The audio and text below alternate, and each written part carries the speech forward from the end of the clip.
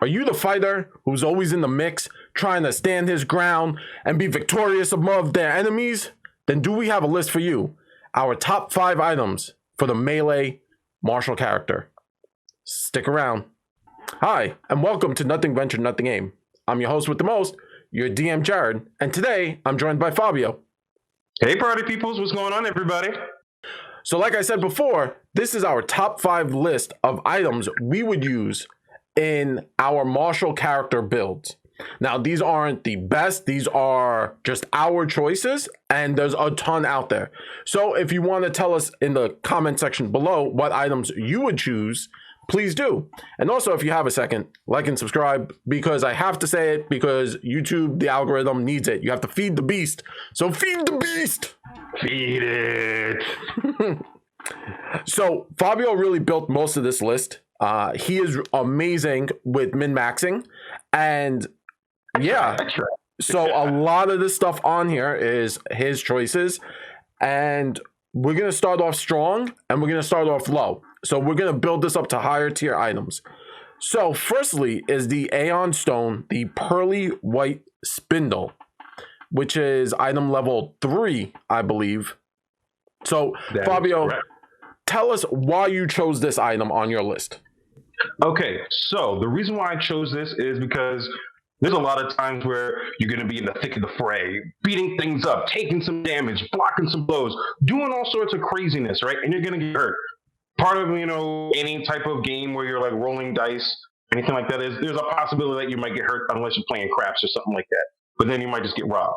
But the reason why I picked the pearly white spindle is what it does. This is for like after the fight, just in case you don't have a healer or your healer runs out of spells.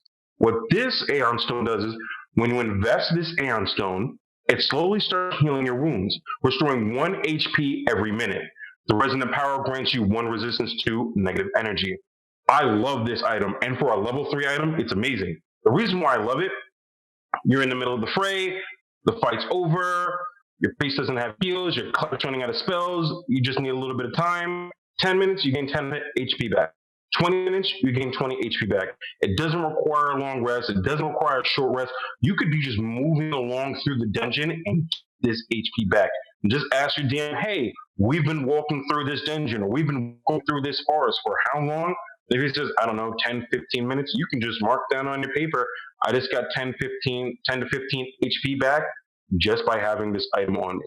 I think for a level 3 item, it's super powerful, and it just keeps it so that you're in the mix a little bit more without having to rely too much on a priest or a cleric or any type of healer in between battles. Thank you, Fabio. So again, Aeon Stone, you activate it. The resonant power only really works if you have a Wayfinder, and it really is negative damage, and that's kind of higher level tier stuff. Not too many monsters do negative damage when you're picking this item up. Also, it's like that Thanos gauntlet. Like, you just got the Aeon Stone and it floats around your head, which I think is really a cinematic thing to have. It's dope.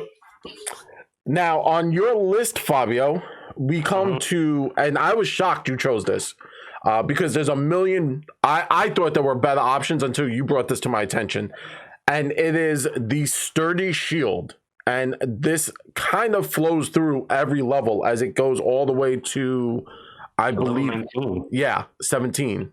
So tell us, why did you choose the sturdy shield besides being a frontline fighter and having your shield up? So when you look through the list of amazing shields, all the shields that are magical do something crazy. You can have one that bites people. You can have one that reflects magic. You can have one that does all sorts of craziness. One's just unbreakable, right? But the sturdy shield is what it is. It's a sturdy shield. You can get the first starter sturdy shield at level 4. And what this thing does is it has a hardness of 8 and HP of 64, a break threshold of 32, right? And compared to all the other shields on its level, it has the highest hardness. Even going up to level 19, where it has a hardness of 20, the best shield, which is something legendary and super rare, doesn't have the same hardness. If you're looking for a shield, if you want to be able to block some hits, deflect some blows, and you don't want to have to remember anything crazy fancy, because, sometimes remembering what everything does, can get a little bit, cumbersome in your mind, right? You want to know, I want to block stuff and just shave off damage. Level 4, you're knocking off 8 every time you get hit. Level 7, you knock off 10. Level 10, you knock off 13. Level 13, you knock off 15, 16, 17, 19, 20 damage. So in my mind, if you're looking for a solid shield, something that does what a shield does, which is blocking stuff, go for the sturdy shield. It'll definitely keep you alive a little bit longer, right? And in comparison to anything on its level, depending when you do level up, it's the best for hardness.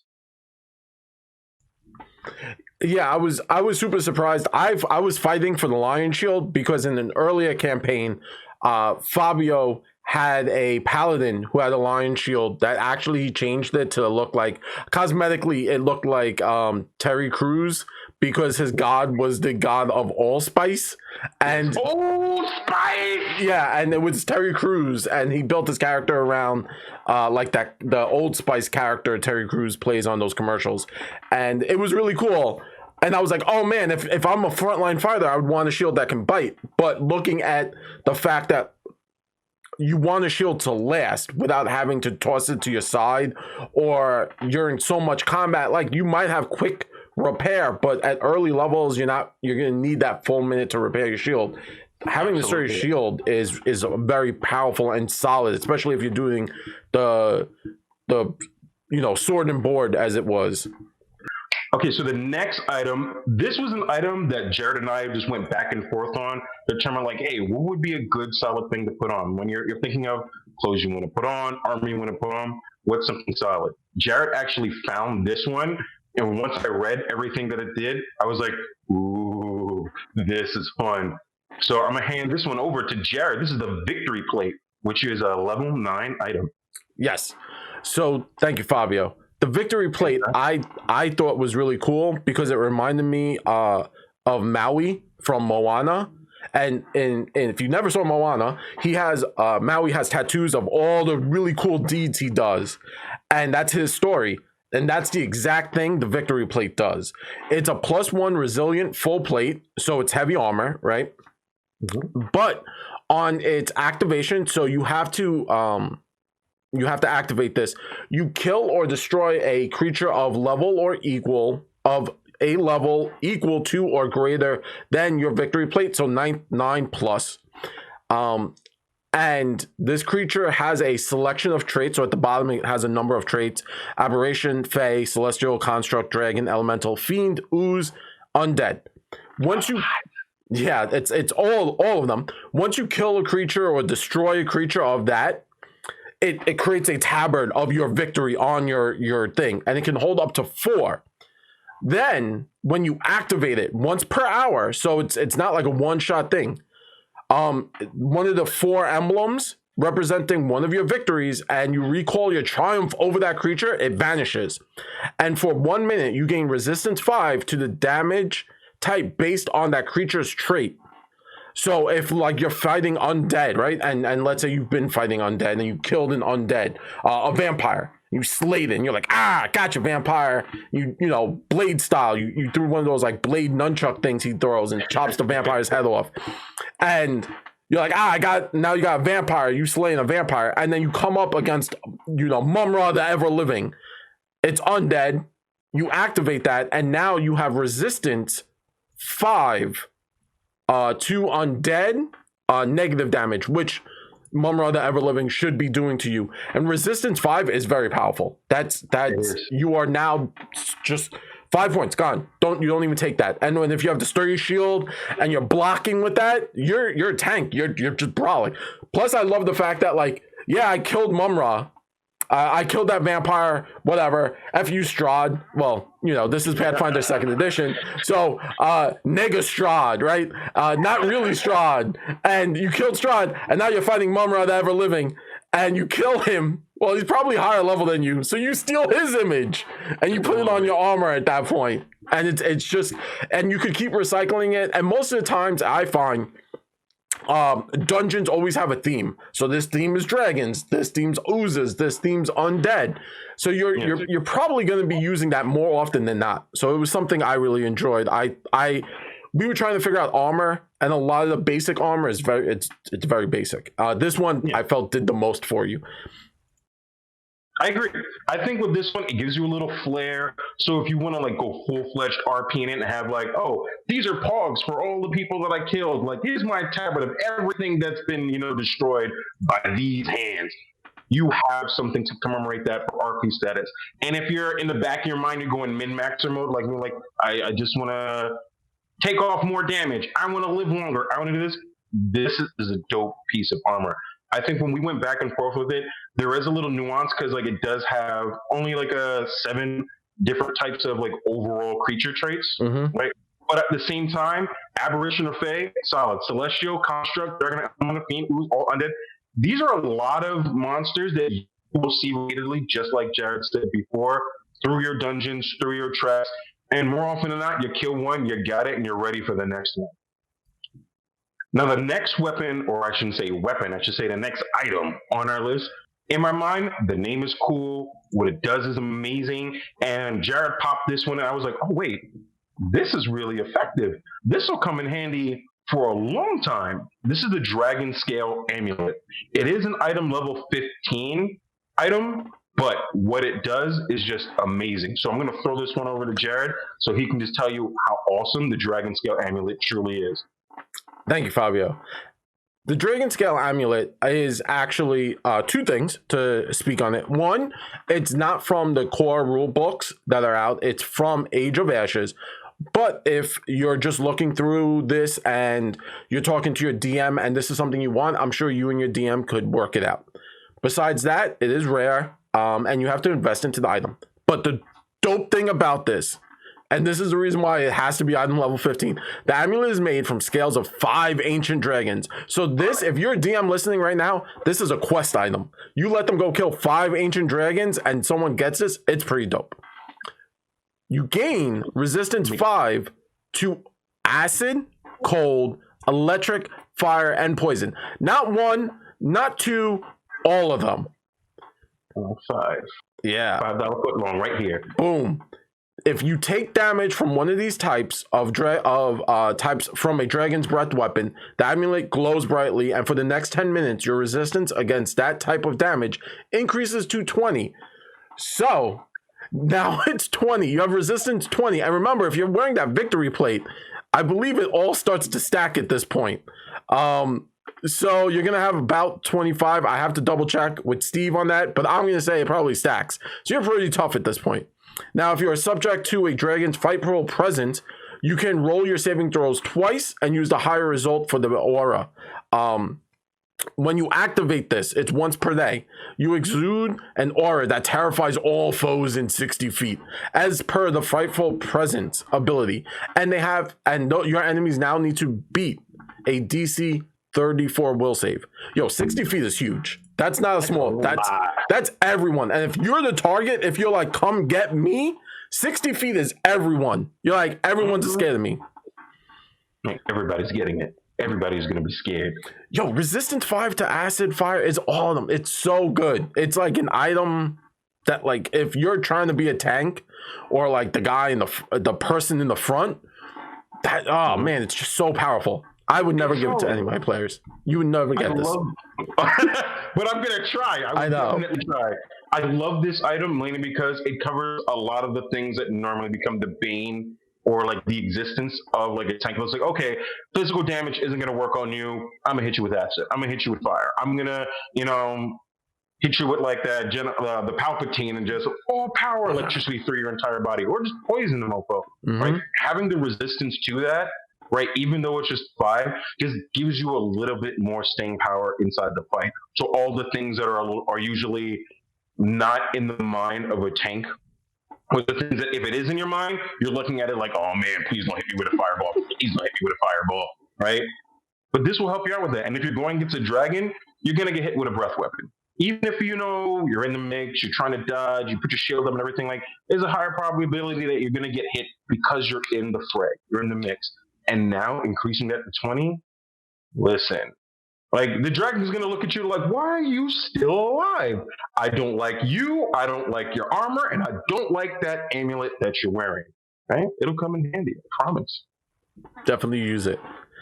And the last on our top 5 list, and this I think is there's a lot of flair to this item, and it's the highest level item we put on here. It's the Belt of Regeneration, and it is a level 17 item.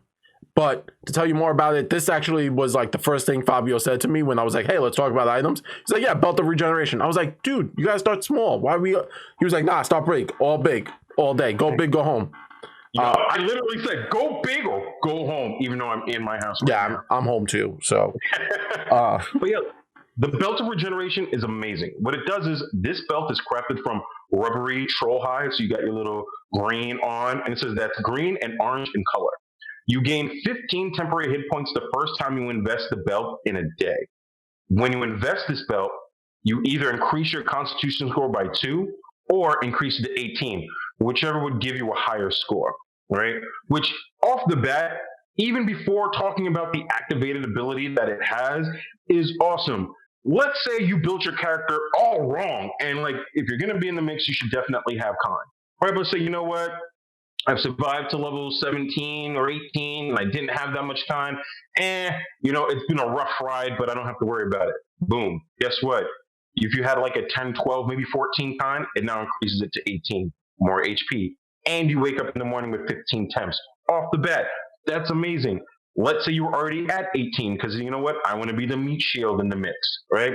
You get to increase that 18 to a 20, which is now even more, like giving you even more HP.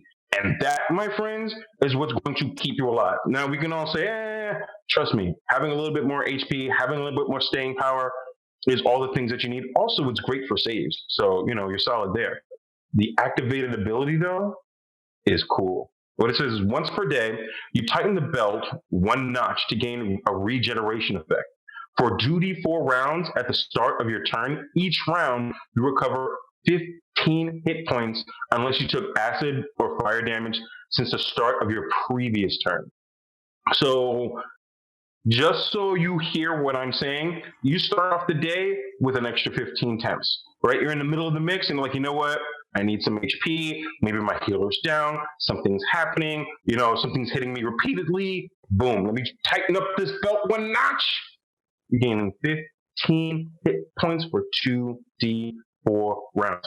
15 HP every turn doing nothing. And like, listen, unless you're getting hit with fire acid, you're going to be almost unstoppable. Your DM's going to be mad at you. Your DM's going to be mad at me. I'm just going to laugh maniacally in the corner.